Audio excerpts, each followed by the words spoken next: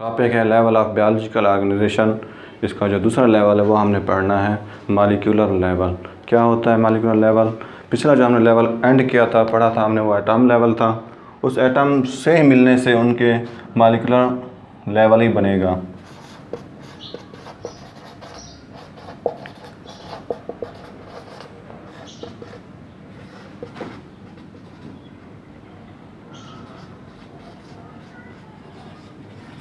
Atom combines to form molecules. अब आपने बताना है कि टाइप्स कितनी होती हैं मॉलिक्यूल्स की।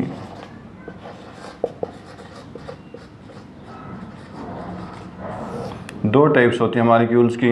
एक जो होता है वो मिक्रो मॉलिक्यूल्स होते हैं। इनकी डेफिनेशन आनी चाहिए आपको कि मिक्रो मॉलिक्यूल्स क्या होते हैं। ऐसे मॉलिक्यूल जिनका मॉलिक्यूलर वेट क्या होता है, कम होता है, इन्हें मिक्रो मॉलिक्यूल्स कहते हैं। इनकी डेफिनेशन आपने लिखनी है।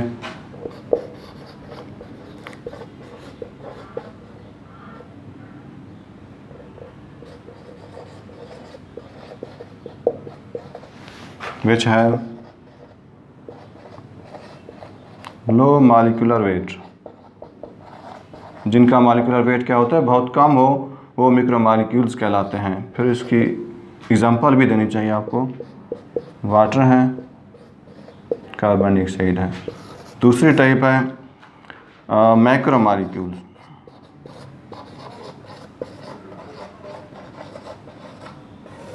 इसकी डेफिनेशन आपने बतानी है।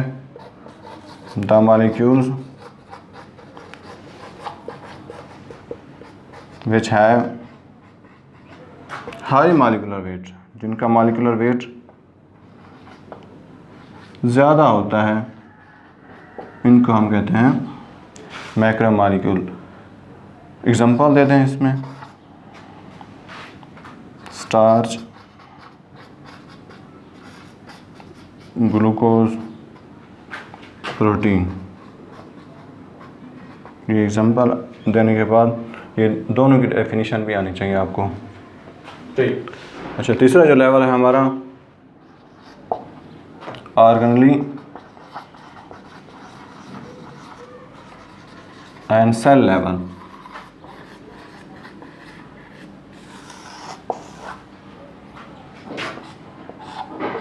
कैसे ऑर्गेनलीज बनते हैं उसकी डेफिनेशन आप बता दें।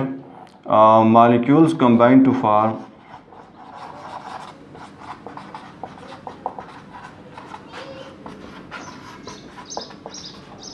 ऑर्गेनलीज। मॉलिक्यूल्स मिलकर क्या बनाते हैं? ऑर्गेनलीज बनाते हैं।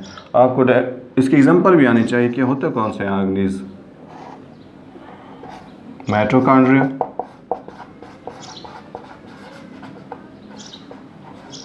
गोल्गी बॉडीज, राइबोसोम्स,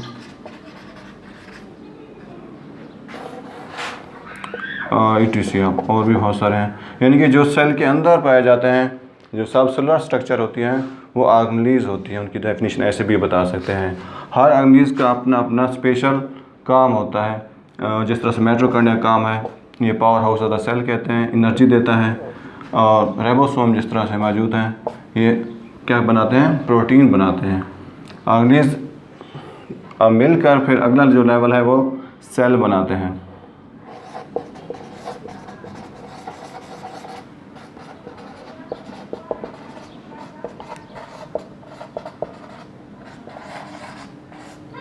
ऑर्गेनिज मिलकर क्या बनाते हैं? सेल ही बनाएंगे, क्योंकि ऑर्गेनिज तो बने थे, उसे किसने बनाया था? मॉलिक्यूल्स ने बनाया था। अब जब ऑर्गेनिज बन जाएंगे तो यही ऑर्गेनिज मिलकर सेल को बनाएंगे। जो सेल आपने पढ़ा था, बेसिक यूनिट ऑफ लाइफ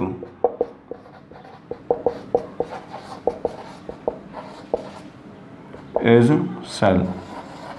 क्योंकि जानदारों की जो बुनियादी इकाई होती है सेल ही होते हैं। और सेल दो तरह का होता है जानदारों में। यूनिसेलुलर सेल्स भी होते हैं,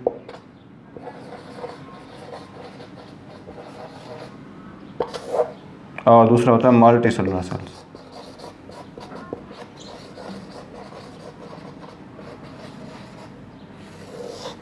यूनिसेलुलर सेल्स क्यों कहते हैं इसको?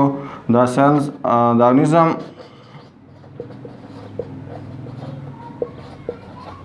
organism which consist of single cell,